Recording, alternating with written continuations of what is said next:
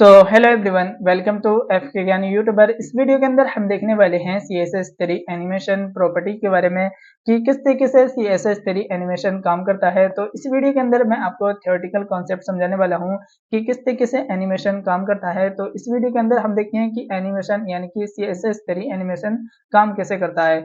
तो आइए देखते हैं। तो सबसे पहले यहाँ पर मैंने कुछ लिख रखा है, जैसे कि यहाँ पर आप देख सकते हो एनिमेशन के बारे में मैंने यहाँ पर थोड़ा सा लिख रखा है, जैसे कि एनिमेशन के बारे में मैं आपको समझाऊं। एनिमेशन ये एक प्रॉपर्टी है, यानी कि एनिमेशन एक प्रॉपर्टी है या फिर आप कह सकते हो कि एक एलिमेंट है जिसे आप कंटिन्यूसली उसे चेंज करा सकते हो अपने अकॉर्डिंग। जैसे यहाँ पर आप एनिमेशन दोगे या फिर आप जैसे यहाँ पर आपको चेंजेस कराने हैं, यानी कि यहाँ पर आप कंटिन्यूसली चेंज करा सकते हो, एक स्टाइल से दूसरे स्टाइल में आप जा सकते हो या फिर आप चेंज करा सकते हो। तो इस तरीके से हम जब भी यूज करते हैं एनिमेशन का यूज कर कर आप बहुत अच्छे इफेक्ट्स बना सकते हो या फिर आप बहुत अच्छे अच्छे यहाँ पर आप एनिमेशन बना सकते हो। तो इस तरीके से यहाँ पर मैंने एनिमेशन के बारे में आपको समझाया कि एनिमेशन को जब आप एक बार स्टार्ट कर देते हो तो वो ऑटोमेटिकली ही चलता रहता है, यानी कि वो ऑटोमेटिकली ही चलता रहता है कि उसको यहाँ पर आप दे सकते हो कि एक स्टाइल से दूसरे स्टाइल में आपको चेंज कराना है तो आप एनिमेशन का ही यूज करते हैं। फिर इसके अंदर यहाँ पर मैंने दे रखा है कि you can change the many CSS property one two many time, यानी कि यहाँ पर आप टाइम टू टाइम यहाँ पर चेंज करा सकते हो। तो इस तरीके से यहाँ पर हमने देखा कि एनिमेशन एक प्रॉपर्टी है जिसके अंदर आप अपने अकॉर्डिंग चेंजेस करा सकते हो, एक स्टाइल से दूसरे स्टाइल में जा सकते हो एंड एक बार स्टार्ट करने के बाद आप कंटिन्यूसली उसे चेंजेस करा सकते हो या फिर चल सकता है और यहाँ पर आप अपने अकॉर्डिंग चेंज करा सकते हो। तो यहाँ पर हम देखते हैं कि एट द रेट की फ्रेम क्या है। एट द रेट की फ्रेम आप ये एक ऐसा ब्लॉक है, यानी कि एनिमेशन को ये एक ऐसा ब्लॉक है जिससे कि एनिमेशन के सारे कॉन्सेप्ट यहाँ पर हम ले सकते हैं। जैसे कि एट द रेट की फ्रेम का यूज कर कर ये हमें एक ब्लॉक देता है जिसके अंदर हम एनिमेशन की प्रॉपर्टी लगा सकते हैं।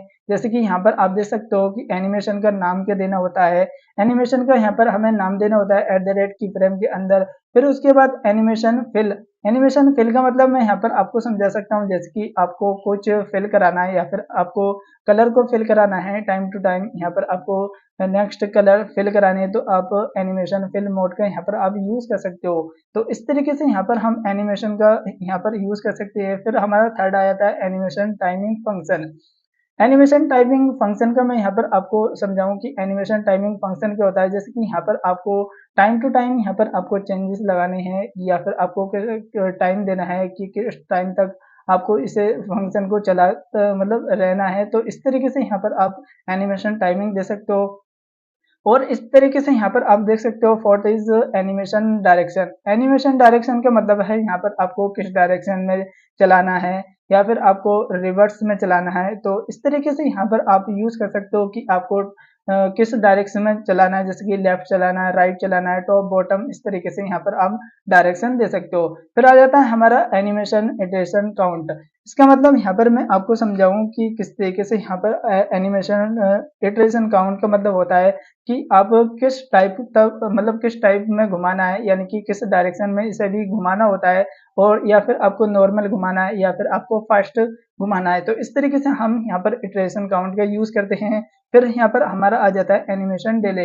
एनिमेशन डिले का यूज हम इसलिए करते हैं कि आपको कितने टाइम तक इसे डिले रखना है और कितने टाइम तक इसे चलाना है। तो यहाँ पर हम एनिमेशन डिले का यूज कर सकते हैं। फिर आ जाता है हमारा एनिमेशन ड्यूरेशन, यानी कि एनिमेशन ड्यूरेशन का मतलब है यहाँ पर आपको कितना ड्यूरेशन देना है, यानी कि कितनी टाइमिंग देनी है उसे कि कितने टाइम तक उसे चला तक रहना है, यानी कि ड्यूरेशन देनी है कि कितने टाइम तक ये चलता रहेगा। उसके बाद यहाँ पर आप एनिमेशन ड्यूरेशन का यूज कर सकते हो। फिर हमारा आ जाता है सबसे नेक्स्ट में एनिमेशन ही। एनिमेशन का मतलब यहाँ पर मैं आपको समझा सकता हूँ कि एनिमेशन के यूज हम किस लिए करते हैं। जैसे कि यहाँ पर आपको शॉर्ट एंड प्रॉपर्टी देनी होती है तो हम एनिमेशन का यूज करते हैं। तो इस तरीके से ही हमने इन सारे कॉन्सेप्ट को देखा कि किस तरीके से हम एनिमेशन ड्यूरेशन, फिर एनिमेशन डिले, इटरेशन और direction, timing, function, fill, name, इस तरीके से हम इस सारे प्रॉपर्टीज को यूज कर सकते हैं एट द रेट की फ्रेम के अंदर। एट द रेट की फ्रेम हमें एक ब्लॉक देता है जिसके अंदर हम इन सारे प्रॉपर्टीज को यूज करते हैं और जो एट द रेट की फ्रेम है इसी से हम एनिमेशन लगाते हैं। तो ये एक मोस्ट इम्पोर्टेंट बन जाता है एट द रेट की फ्रेम और CSS3 के अंदर। तो इसी तरीके से हम इस CSS3 के एनिमेशन के अंदर इन सारी प्रॉपर्टीज को देकर एट द रेट की फ्रेम के अंदर हम दे सकते हैं। तो इस वीडियो में देखा कि किस तरीके से हमने एट द रेट की फ्रेम का हमने यूज किया। तो इस वीडियो के अंदर इतना ही, मिलते हैं next video. That's it for this video, thank you for this watching.